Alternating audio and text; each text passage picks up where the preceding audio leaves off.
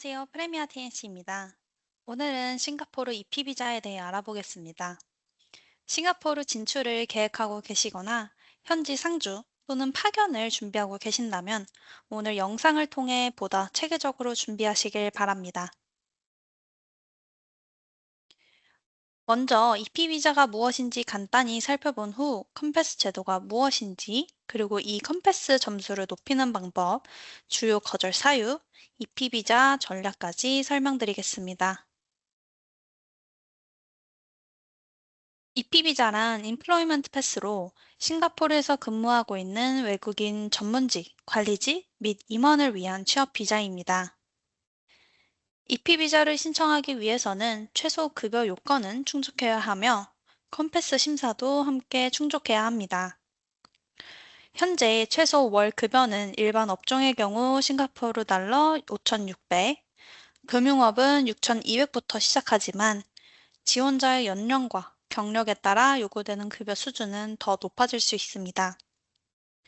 또한 EP는 싱가포르 법인이 설립된 이후 해당 법인이 스폰서가 되어 신청하게 되며 최초 승인 시 일반적으로 최대 2년, 이후 갱신 시에는 최대 3년까지 발급이 가능합니다.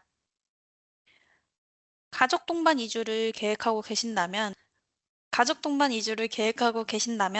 월 급여가 싱가포르 달러 6천 이상인 경우 배우자 및 미혼 자녀를 DP 비자를 신청하실 수 있습니다. 또한 월 급여가 12,000 이상인 경우에는 부모님을 위한 LTVP 비자도 함께 신청하실 수 있습니다. 다음으로 컴패스 제도에 대해 설명드리겠습니다. 컴패스는 EP 신청 시 적용되는 점수 기반 평가 제도로 기본 평가 항목과 가산점 항목을 합산하여 최소 40점 이상을 충족해야 EP 심사 기준을 충족할 수 있습니다. 따라서 EP 신청 전에는 MOM에서 제공하고 있는 SAT, Self Assessment Tool 이 기능을 통해 예상 점수와 EP 신청 가능 여부를 미리 확인해 보실 수 있습니다. 기본 평가 항목은 급여, 학력, 다양성, 현지 고용으로 이루어져 있으며 각 항목당 최대 20점을 받으실 수 있습니다. 학력은 학사학위 이상일 경우 기본 10점을 받으실 수 있으며 특히 MOM에서 인정하고 있는 일부 대학의 학위는 최고 점수인 20점까지 받을 수 있습니다. 다양성의 경우 회사의 동일 국적 직원 비율을 기준으로 평가되며 특정 국적에 편중되지 않은 인력 구성을 갖춘 기업일수록 보다 유리하게 평가됩니다. 현지 고용의 경우 현지 인력 채용 비율이 높을수록 보다 긍정적으로 평가됩니다. 마지막으로 급여는 신청자의 연령, 직무, 학력 등을 종합적으로 고려하여 산정하려는 급여 수준이 적정한지 평가하게 됩니다. 추가적으로 정부가 지정한 부족 직군에 해당하거나 국가 전략 사업에 기여하는 기업의 경우에는 가산점을 받으실 수 있습니다. 그렇다면 이런 평가 항목들을 기준으로 어떻게 하면 컴패스 점수를 높일 수 있을까요? 첫 번째로는 적정한 급여 수준을 설정하는 것입니다. 최소 급여 요건을 충족하는 것뿐만 아니라 신청자의 경력과 직무, 이전 급여 수준, 회사 규모 등을 종합적으로 고려하여 적정한 급여를 설정하는 것이 중요합니다. 두 번째는 직무와 연관된 학력 및 전문성을 입증하는 것입니다. 신청자의 학위나 전문 자격이 신청 직무와 회사의 사업 내용과 연관성이 높을수록 보다 긍정적으로 평가될 수 있습니다. 세 번째는 현지 인력 채용 확대입니다. 특히 규모가 큰 기업의 경우에는 특정 국적에 편중되지 않은 인력 구성을 갖추고 현지 인력 채용을 확대하는 것이 컴패스 점수 향상에 도움이 될 수 있습니다. 마지막으로 정부가 지정한 부족 직군에 해당하거나 국가 전략 사업에 기여하는 기업에 해당하는 경우에는 가산점 적용 여부도 함께 검토해 보시는 것이 좋습니다. 다만 컴패스에서 40점을 충족했다고 해서 EP 승인이 자동으로 보장되는 것은 아닙니다. 현재 MOM에서는 컴패스 점수 외에도 다양한 요소를 함께 검토하고 있기 때문인데요. 그렇다면 컴패스 점수를 충족했음에도 불구하고 EP가 거절되는 경우에는 왜 발생할까요? 첫 번째 사유로는 법인의 사업 기반과 사업 실체가 충분히 입증되지 않은 경우입니다.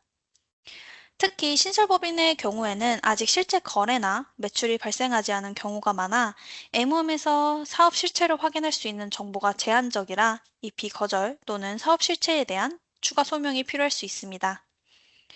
두 번째 사유로는 법인의 재정적 역량이 충분히 입증되지 않은 경우입니다. EP는 일반적으로 2년에서 최대 3년까지 승인되는 만큼 회사가 해당 기간 동안 안정적으로 사업을 운영할 수 있는 재정적 기반을 갖추고 있는지 중요하게 심사하고 있습니다. MOM에서 부족하다고 생각할 경우 거절 또는 재무적 역량에 대한 추가적인 소명이 필요할 수 있습니다. 세 번째는 해당 인력을 반드시 싱가포르에서 고용해야 하는 필요성입니다. 예를 들어 고객사와 거래처가 모두 한국에 있고 실제 사업도 한국에서만 이루어질 경우에는 왜 해당 인력이 싱가포르에서 근무해야 되는지에 대한 추가 소명을 요청받으실 수 있습니다. 네 번째는 신청 직무와 경력 또는 학력의 연관성입니다.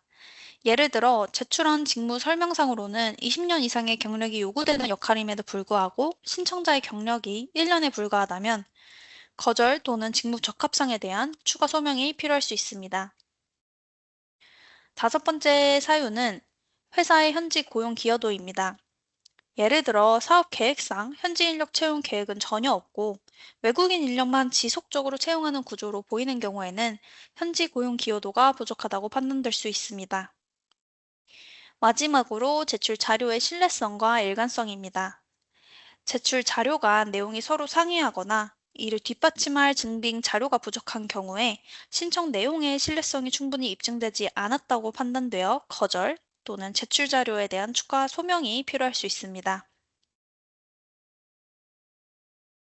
지금까지 살펴본 내용을 종합해보면 이 PB자는 단순히 컴패스 점수만 충족한다고 승인되는 것이 아니라 신청자의 전문성, 회사의 사업 실체 및 재정적 기반 등 다양한 요소를 함께 검토하게 됩니다. 따라서 신청 전에는 회사와 신청자 프로파일을 검토하여 전략과 계획을 세우고 이에 맞는 제출 자료를 충분히 준비하는 것이 중요합니다. 또한 EP 심사 과정에서 추가 자료 요청이나 어필이 진행될 경우 예상보다 시간이 더 소요될 수 있으므로 싱가포르 진출 일정에 맞춰 충분한 기간을 두고 신청을 준비하시기를 권장드립니다. 프레미아 TNC는 싱가포르 법인 설립부터 EP 비자 신청 및 어필 대응까지 지원해드리고 있으니 관련하여 궁금하신 사항은 언제든지 문의 주시기 바랍니다. 감사합니다.